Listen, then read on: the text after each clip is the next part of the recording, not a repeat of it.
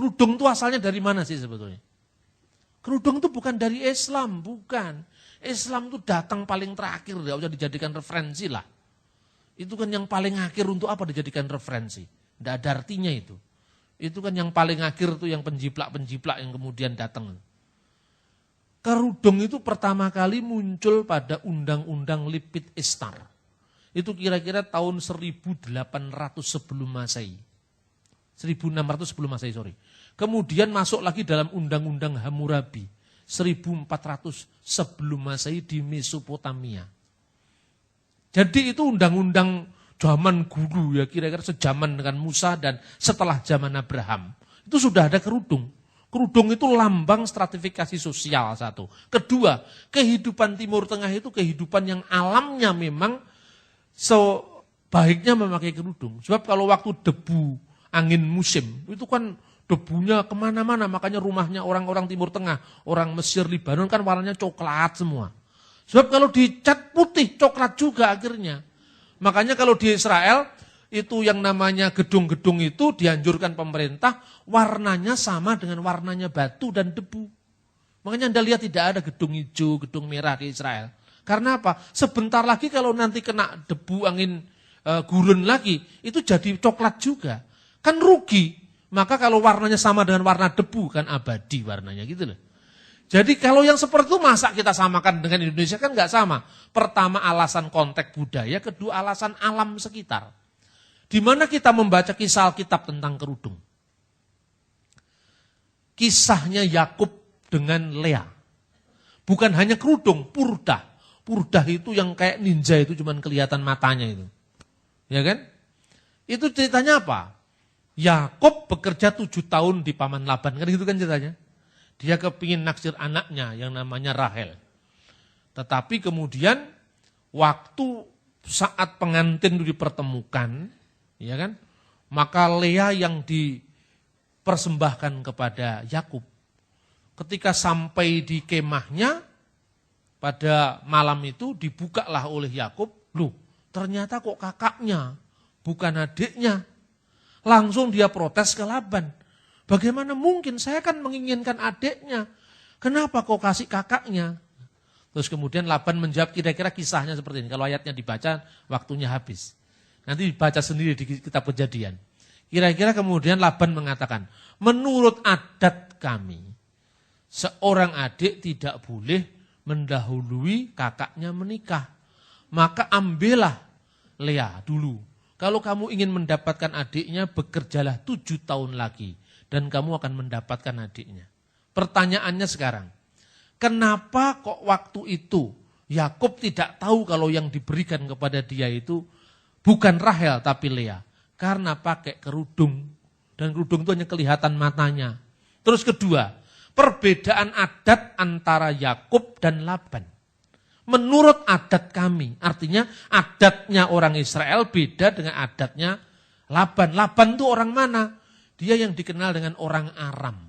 Orang Aram itu ada 2. Aram di antara 2 sungai, namanya dalam bahasa Ibrani Aram Naharayim. Sungai Efrat, sungai Tigris, di sini bangsa Aram itu Mesopotamia, sekarang Irak. Sementara Yakub mewakili Israel, buktinya apa? Bahasanya berbeda. Tatkala dia mengikat perjanjian antara Laban dan Yakub, Yakub menamai batu tempat di mana menjadi tanda perjanjian itu Galet, artinya timbunan batu. Tetapi si Laban menamainya dengan bahasa Aram, Zegar Sehaduta.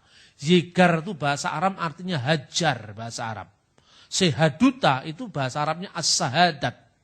Jadi batu kesaksian. Artinya Yakub punya budaya yang beda dengan Laban, satu.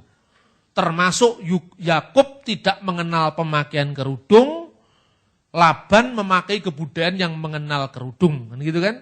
Kedua, Yakub memakai bahasa yang berbeda dengan Laban. Yakub memakai bahasa Ibrani, Laban memakai bahasa Aram. Jadi lewat sejarah love story dari para bapak bangsa ini menunjukkan bahwa kerudung itu masuk pertama kali di kebudayaan Yahudi sejak zaman Yakub. Sebelum itu kerudung tidak dikenal dengan kebudayaan Yahudi. Lalu setelah itu masuk dalam kitab Talmud. Kitab Talmud itu kitab hukumnya orang Yahudi. Kemudian diteruskan oleh orang-orang Kristen Ortodok di Timur Tengah. Di Rusia, di Eropa Timur. Nah maka kita bisa lihat bagaimana orang-orang Kristen kalau sembahyang di gereja juga pakai jilbab. Pakai apa itu penutup kepala. Bisa dilihat lah ini. Ini orang-orang Kristen Ortodok kalau sembahyang pakai penutup kepala. Ini menunjukkan bahwa sebetulnya ini bukan kebudayaan Islam. Ini kebudayaan Timur Tengah. Tetapi orang Kristen yang seperti ini pun kalau di Australia tidak pakai kerudung lagi.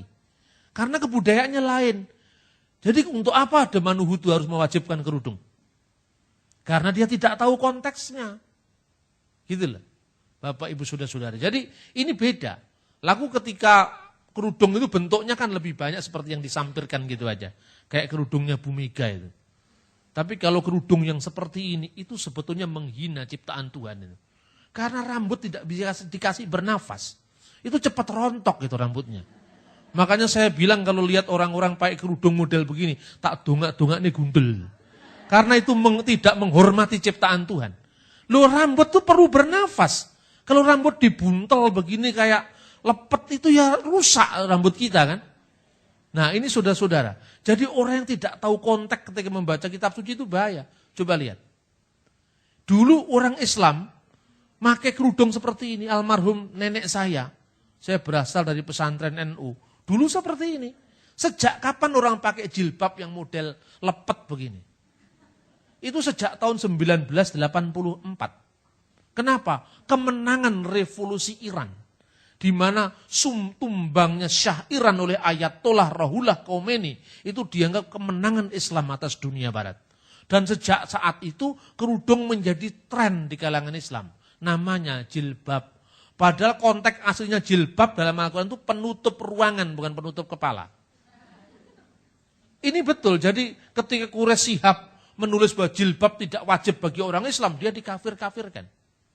Quraisy Shihab kan pernah menulis judulnya jilbab. Dia mengatakan jilbab itu kebudayaan. Jilbab itu bukan sarana keagamaan.